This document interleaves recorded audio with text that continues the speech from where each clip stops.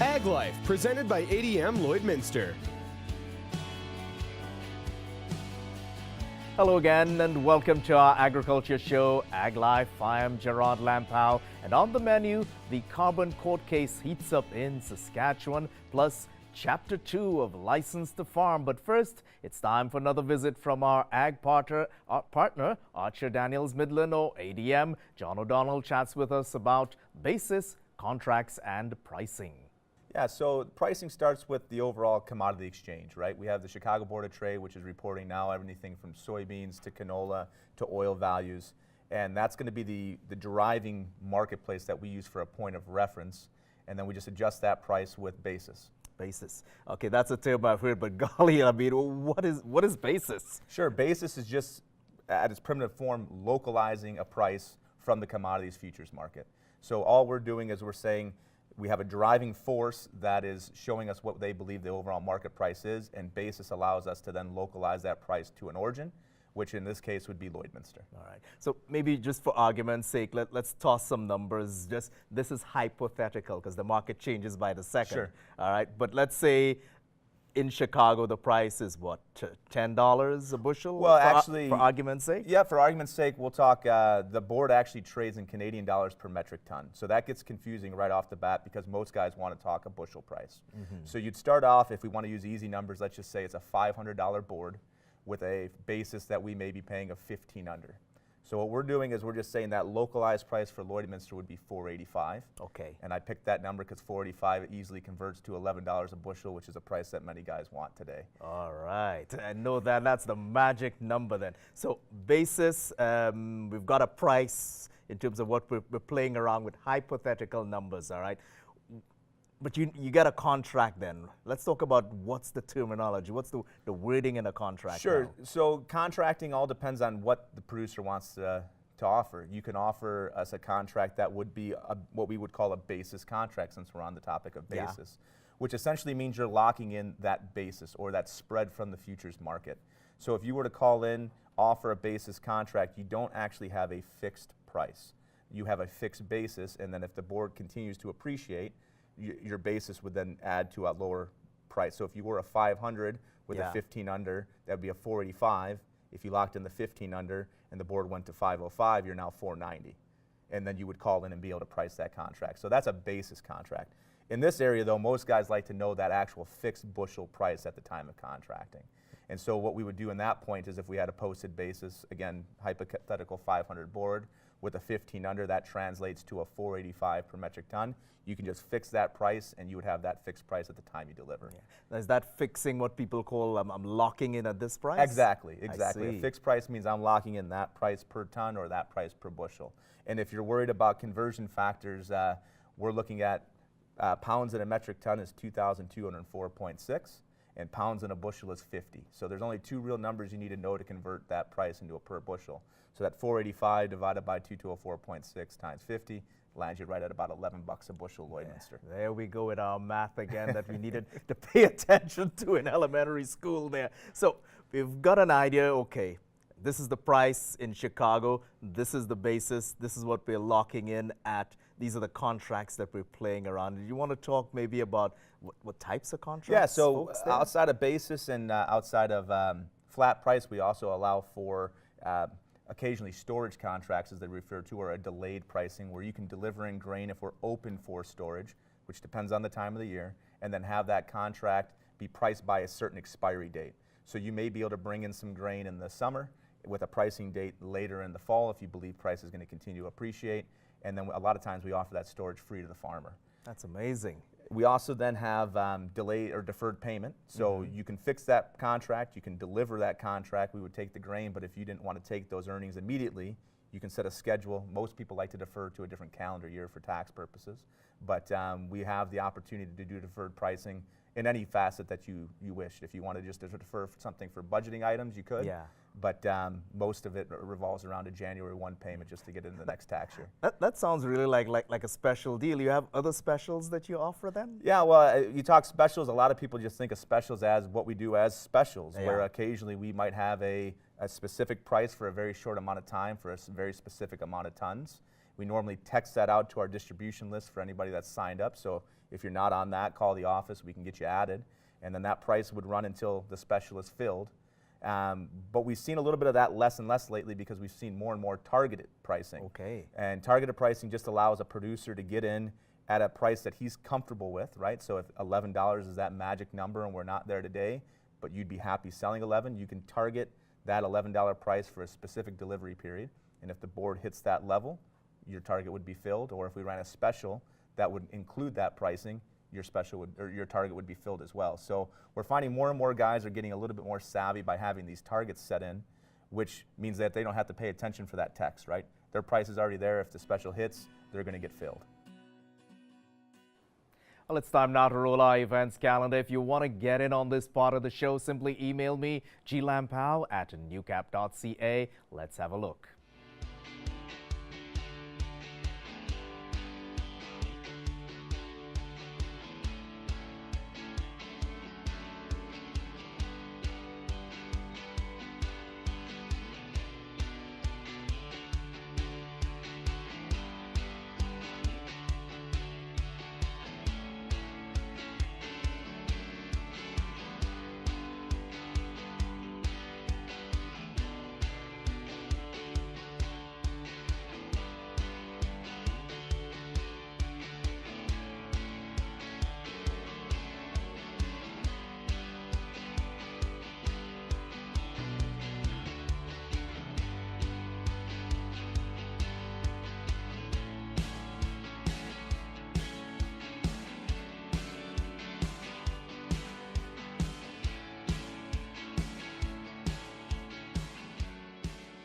And still to come, the carbon battle is heating up at the courts. Do stay with us.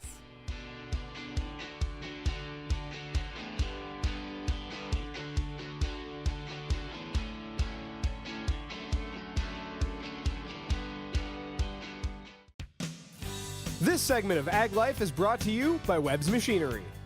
Webb's Machinery, your New Holland dealer in Vermilion, Vegreville, and Lamont.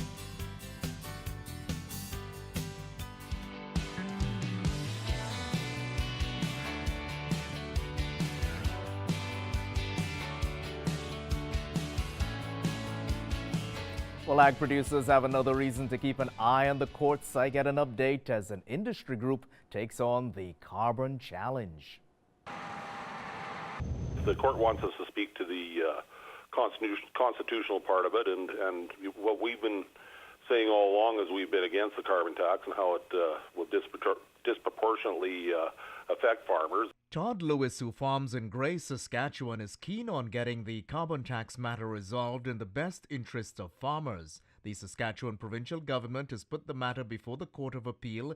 APAS requested and has been granted intervener status. When the court resumes in mid-February, ag producers will have their voices heard on the carbon tax debate. With the backstop that the federal government has put on in Saskatchewan here, the cost is supposed to be a revenue-neutral tax, and certainly in agriculture it won't be. We're going to be paying carbon tax on all our transportation off the farm if it's commercial license vehicles, and as well as grain transportation by rail. Lewis says everything that comes into rural Saskatchewan comes by commercial truck, and those fuels are not exempt from the carbon tax. They are waiting on data from the federal government to further make their case. It's just common sense that when you look at rural Saskatchewan, we move so much by truck, and as I said, everything that comes in or out is by truck, so traffic, and it doesn't matter if it's a tractor for sale, and even on with our agricultural dealers and so on, any added expense they have as far as heating bills or lighting bills that end up with carbon pricing on those bills, it'll get passed down to the farm gate, and in agriculture we're price takers, not price makers, so we're kind of stuck with what we get, and it's just going to come right off our bottom lines. Ag producers maintain that they're good stewards of the environment through sequestration on their operations, and that agriculture is the solution to reducing the carbon footprint. A lot of the technology has been invented here in Saskatchewan, and certainly in Western Canada we've been world leaders on carbon management. Technology like zero-till, the genetics that we use now with our crop choices, and also on the livestock side as well. We're producing more pounds of beef and pork, chickens than we ever have before, with less and less carbon footprint. So Lewis points to more efficient animal feed systems and rotational grazing. our pastures and farmland sequestered, literally millions of tons of carbon every year, and have that sitting there, and it's not being released back into the atmosphere. And so we've done a good job, and we need to be recognized for the sequestration that we do. And we look forward to the day that some of that sequestration can be recognized and used as offsets for other industries in the province of Saskatchewan. Lewis says that under the Constitution, agriculture is a shared federal-provincial jurisdiction with a 60-40 split on ag programs. He says added costs will be passed down on things like grain bags, bale wrap, ag plastics, and fertilizer. And when we come back, it's time for License to Farm Chapter 2, a conversation about GMOs.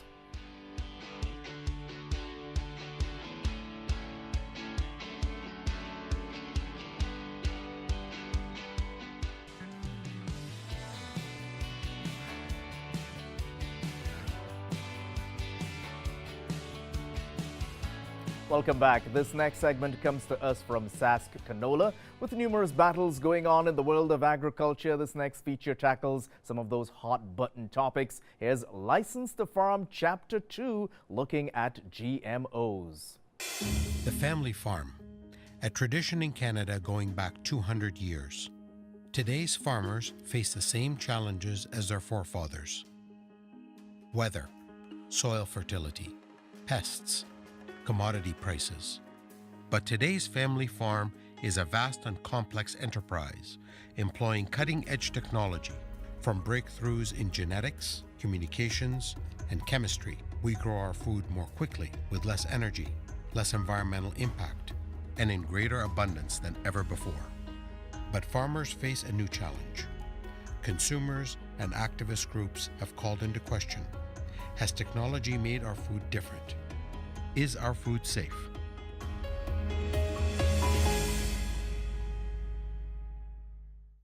I would never intentionally buy a GMO. I avoid them at all costs. If I bought one, it's by accident. I think there are just too many things going on in the world today with bees and butterflies and birds and crop failures, things that just aren't natural, and I think we need to do things as naturally as we possibly can if we're going to let the world survive.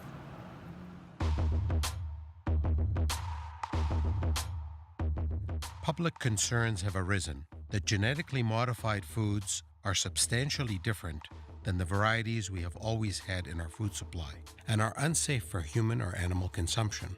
People are also concerned that genetically modified seeds create genetic pollution in the environment and will have unforeseen effects on the ecosphere.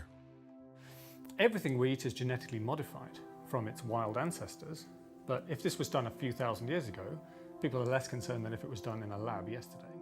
Humans started working and developing agriculture about 10,000 years ago. People have hybridized plants to make new crops, and they were eventually able to recognize that you could make crosses of different strains within the same species.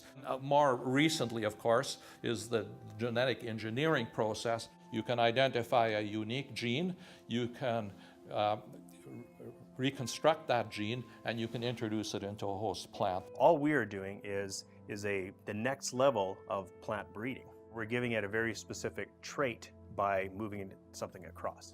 It's very precise. You're taking out of an entire library a single couple of sentences and moving it into an organism.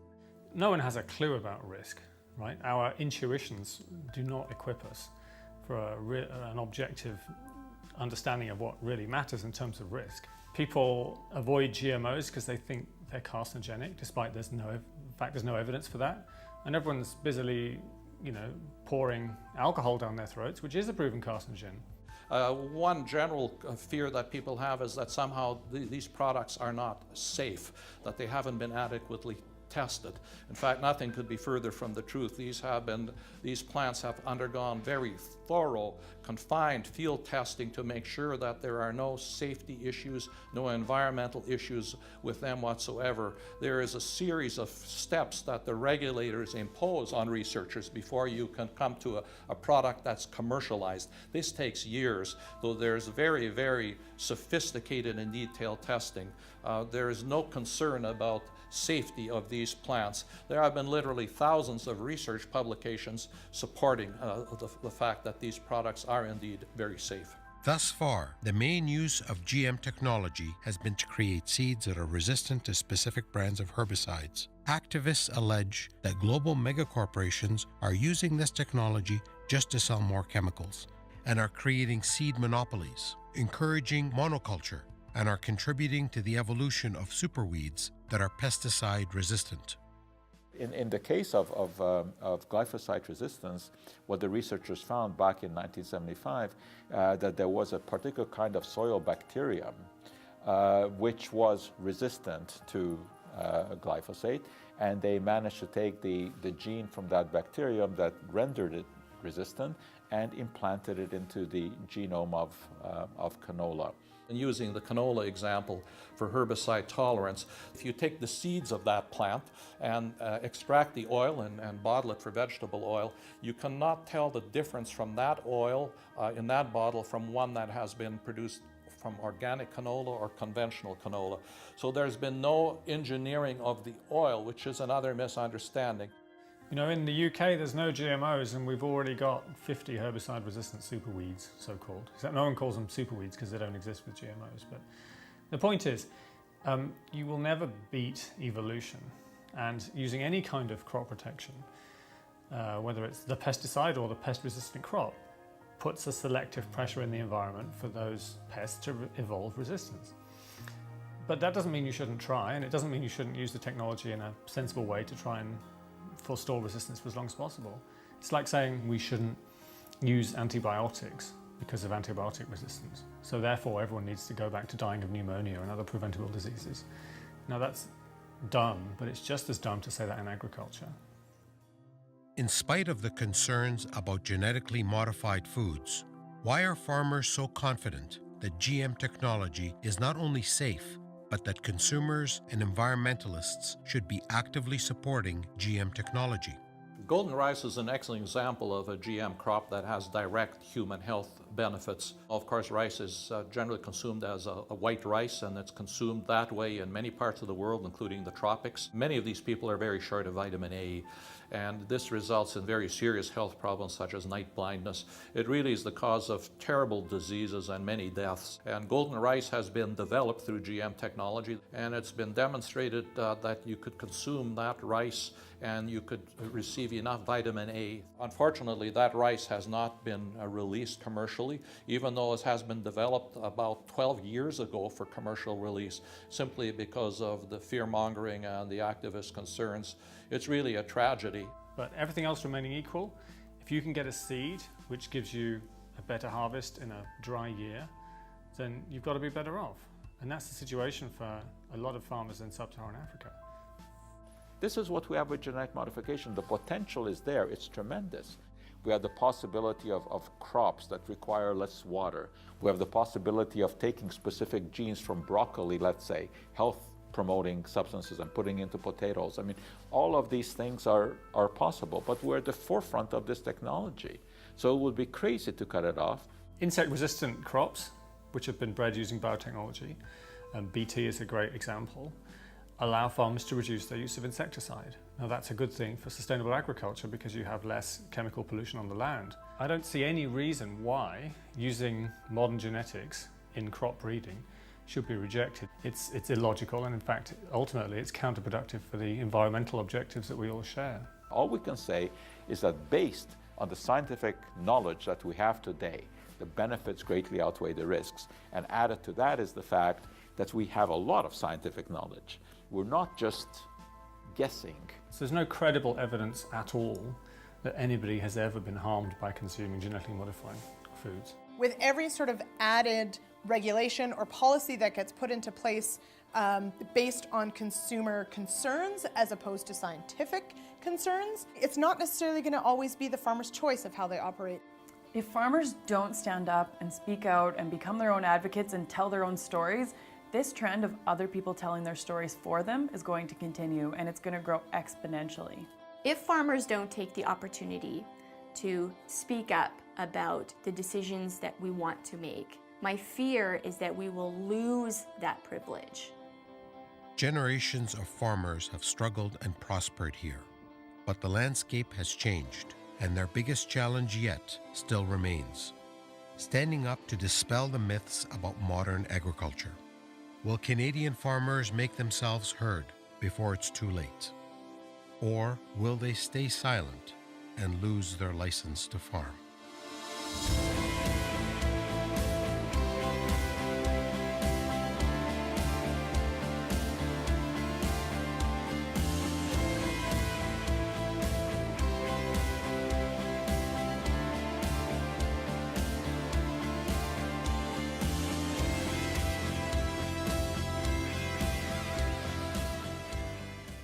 When we come back, one more look at upcoming events.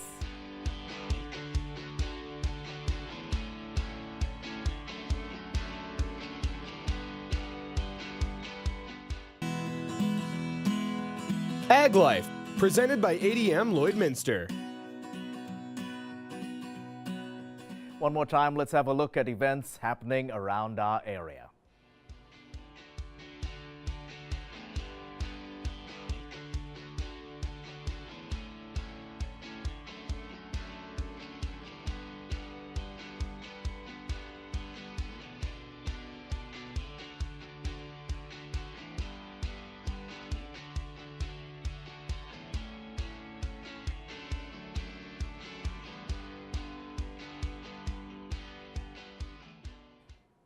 Thanks again for sharing this time with us. I'm Gerard Lampow, yours in Ag. Take care.